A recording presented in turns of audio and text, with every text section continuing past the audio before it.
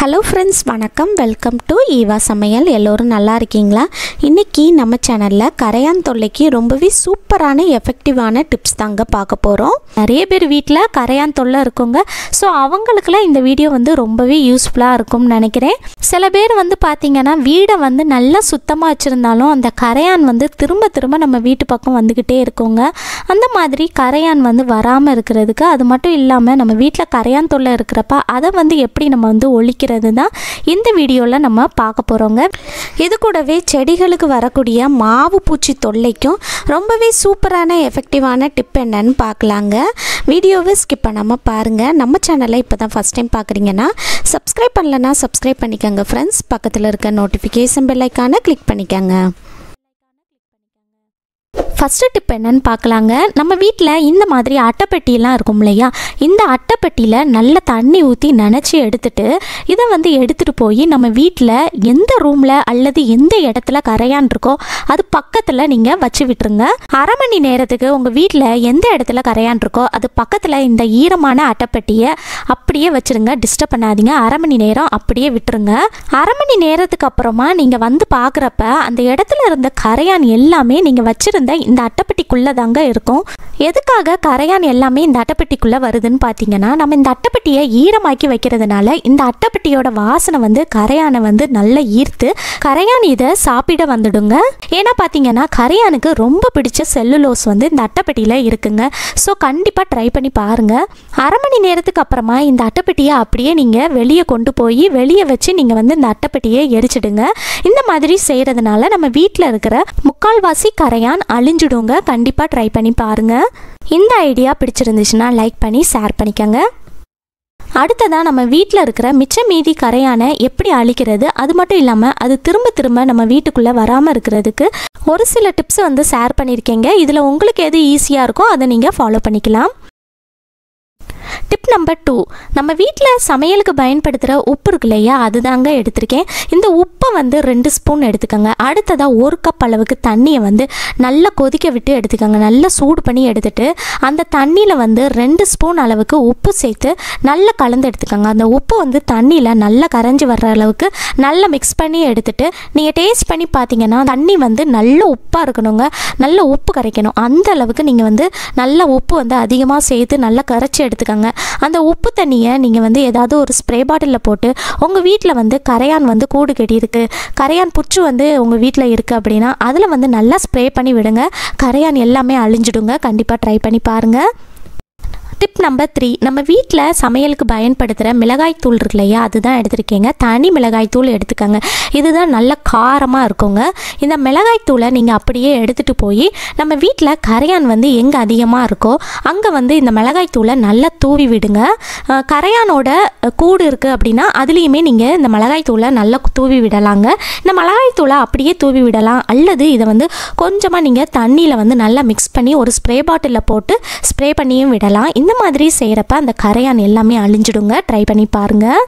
Tip number 4, vinegar இருக்கு இல்லையா, அதுதான் எடுத்திருக்கேங்க. 1 கப் அளவுக்கு வினிகர் எடுத்துக்கோங்க. அந்த 1 கப் அளவு வினிகரில் 2 எலுமிச்சை பழத்தை எடுத்து அதை பாதியாக கட் பண்ணி அதோட சாறை நல்லா பிழிஞ்சு எடுத்துக்கோங்க. 1 கப் வினிகரில் 2 எலுமிச்சைப்பழ சாறு சேர்த்து நல்லா கலந்து விட்டுட்டு அதை ஒரு ஸ்ப்ரே பாட்டிலில் சேர்த்துக்கோங்க. சேர்த்துட்டு உங்கள் வீட்டில் கரையான் எங்கே ரொம்ப அதிகமாக இருக்கோ அங்கெல்லாம் இதை எடுத்துகிட்டு போய் நீங்கள் நல்லா ஸ்ப்ரே பண்ணி விட்டீங்கனாலே அந்த கரையான் எல்லாமே இருந்த இடம் தெரியாமல் எல்லாம் அழிஞ்சிடுங்க, காணாமலே போயிடும். கண்டிப்பாக ட்ரை பண்ணி பாருங்கள்.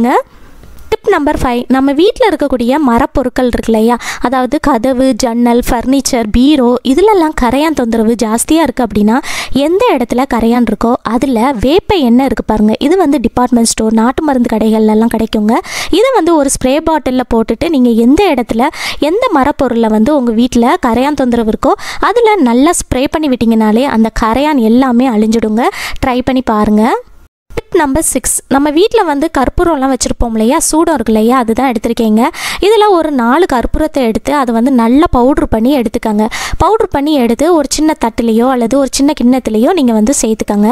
அடுத்ததாக நம்ம வீட்டில் இருக்கக்கூடிய தேங்காய் எண்ணெய் இருக்குது பாருங்கள், அதை நம்ம பவுட்ரு பண்ணி எடுத்து அந்த கற்பூரத்தில் கொஞ்சம் தேங்காய் எண்ணெய் சேர்த்து நல்லா கலந்து எடுத்துக்கோங்க. நல்லா கலந்து ஒரு பேஸ்ட் மாதிரி ரெடி பண்ணி எடுத்துக்கோங்க. அடுத்ததாக நம்ம வீட்டில் நம்ம யூஸ் பண்ணுற பல் துளக்கிறதுக்கு பயன்படுத்துகிற ப்ரெஷ் இருக்கு இல்லையா, டூத் ப்ரெஷ், இதெல்லாம் பழசாயிருச்சுன்னா நம்ம வந்து தூக்கி போட்டுருவோம் இல்லையா, அந்த மாதிரி பழைய ப்ரெஷ் நீங்கள் யூஸ் பண்ணாத பழைய ப்ரெஷ் வந்து இருந்துச்சுன்னா அதை வந்து எடுத்துக்கோங்க. அதை எடுத்து நம்ம வந்து ரெடி பண்ணி எடுத்ததில் தொட்டு உங்கள் வீட்டில் எங்கெல்லாம் கரையான் வந்து ரொம்ப ஜாஸ்தியாக இருக்கோ, பீரோ கபோர்டு எதுலெல்லாம் உங்களுக்கு கரையான் இருக்கோ அதிலெல்லாம் நீங்கள் வந்து இந்த பேஸ்ட்டை தொட்டு எங்கெல்லாம் கரையான் இருக்கோ அங்கெல்லாம் நீங்கள் வந்து நல்லா தேய்ச்சி விட்டுட்டு வர்றப்ப அந்த கரையான் எல்லாமே சீக்கிரமாகவே அழிஞ்சிடுங்க. கண்டிப்பாக ட்ரை பண்ணி பாருங்கள். நான் சொன்ன டிப்ஸ் எல்லாத்துலேயும் நீங்கள் எது ஈஸியாக இருக்கோ அதை நீங்கள் ஃபாலோ பண்ணிக்கலாங்க. தொடர்ந்து ஒரு 5 நாளைக்கு நீங்கள் செஞ்சுட்டு வந்தீங்க அப்படின்னா உங்கள் வீட்டில் ஒரு கரையான் கூட நீங்கள் வந்து பார்க்கவே முடியாதுங்க. எல்லாமே காணாமலே போயிடும். கண்டிப்பாக ட்ரை பண்ணி பாருங்கள். இப்போ வாங்க ஃப்ரெண்ட்ஸ், அடுத்த டிப் என்னன்னு பார்க்கலாம். இந்த டிப்பில் நம்ம வீட்டில் செடிகளில் இருக்கக்கூடிய மாவு பூச்சி அதை வந்து எப்படி ஒரே நாளில் அழிக்கிறதான் பார்க்க போகிறோங்க. ஒரு மக் எடுத்துக்கோங்க அல்லது ஒரு அகலமான பாத்திரம் எடுத்துக்கோங்க. அடுத்ததான் நான் வந்து துணி துவைக்கிற சோப்பு இருக்கு இல்லையா, அதுதான் எடுத்திருக்கேங்க. இதை வந்து இந்த மாதிரி காய்கறி துருவுற கிரேட்டரில் வச்சு இந்த மாதிரி நல்லா துருவி எடுத்துக்கலாம். 1 ஸ்பூன் அளவுக்கு துருவி எடுத்துக்கோங்க. 1 ஸ்பூன் எடுத்திங்கனாலே போதுங்க. இந்த மாதிரி துணி துவைக்கிற சோப்புக்கு பதிலாக நீங்கள் ஷாம்பு கூட யூஸ் பண்ணிக்கலாங்க. துணி துவைக்கிற சோப்பு யூஸ் பண்ணும்போது நல்லாவே எஃபெக்டிவாக இருக்கும். இந்த மாதிரி 1 ஸ்பூன் அளவுக்கு எடுத்துக்கோங்க. அடுத்ததாக இதில் நம்ம தண்ணி சேர்த்துக்கலாங்க. தண்ணி வந்து 3லேருந்து 4 கப் அளவுக்கு சேர்த்துக்கோங்க. 1 ஸ்பூன் சோப்புக்கு 3லேருந்து 4 கப் சேர்த்திங்கன்னா கரெக்டாக இருக்குங்க.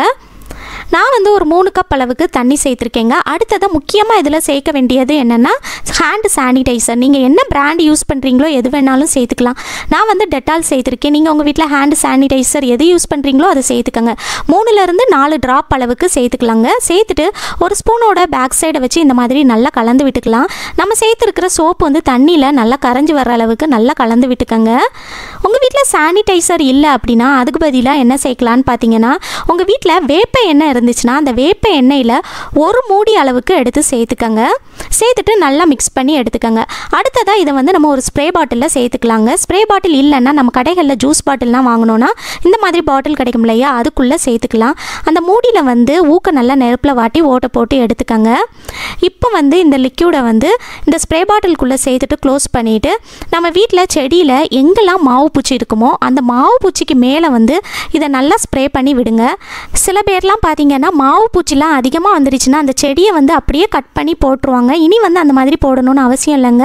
நீங்கள் இந்த மாதிரி சொல்யூஷன் ரெடி பண்ணி எங்கெல்லாம் மாவு பூச்சி இருக்கோ அந்த மாவு பூச்சிக்கு மேலே வந்து நல்லா ஸ்ப்ரே பண்ணி விட்டிங்கன்னா வித்தின் 2 hours, அதாவது 2 மணி நேரத்துக்குள்ளேயே அந்த மாவு பூச்சி எல்லாமே ட்ரை ஆகி விழுந்துருங்க. எல்லாமே அழிஞ்சிடும். கண்டிப்பாக ட்ரை பண்ணி பாருங்கள். செடியோட இலை இருக்குது பாருங்கள், அந்த இலைக்கு அடியிலையுமே மாவு பூச்சிலாம் ஜாஸ்தியாக இருக்குங்க. ஸோ எங்கெல்லாம் மாவு பூச்சி இருக்கோ அங்கெல்லாம் பார்த்து நீங்கள் ஸ்ப்ரே பண்ணி விட்டிங்கனாலே ஒரு நாள்லேயே அது எல்லாமே அழிஞ்சிடுங்க. கண்டிப்பாக ட்ரை பண்ணி பாருங்கள். ஓகே ஃப்ரெண்ட்ஸ், இந்த வீடியோ முழுசாக பொறுமையாக பார்த்ததுக்கு ரொம்ப நன்றி ஃப்ரெண்ட்ஸ். இந்த வீடியோ உங்களுக்கு ரொம்பவே யூஸ்ஃபுல்லாக இருந்திருக்கும்னு நினைக்கிறேன். பிடிச்சிருந்துச்சுன்னா லைக் பண்ணிக்கோங்க. உங்கள் ஃப்ரெண்ட்ஸ் அண்ட் ஃபேமிலி மெம்பர்ஸ் கூட ஷேர் பண்ணிக்கோங்க. நம்ம சேனலை இப்போ தான் ஃபஸ்ட் டைம் பார்க்குறீங்கன்னா சப்ஸ்கிரைப் பண்ணலன்னா சப்ஸ்கிரைப் பண்ணிக்கோங்க. பக்கத்தில் இருக்க நோட்டிஃபிகேஷன் பெல் ஐக்கானை கிளிக் பண்ணிக்கோங்க. தேங்க்யூ.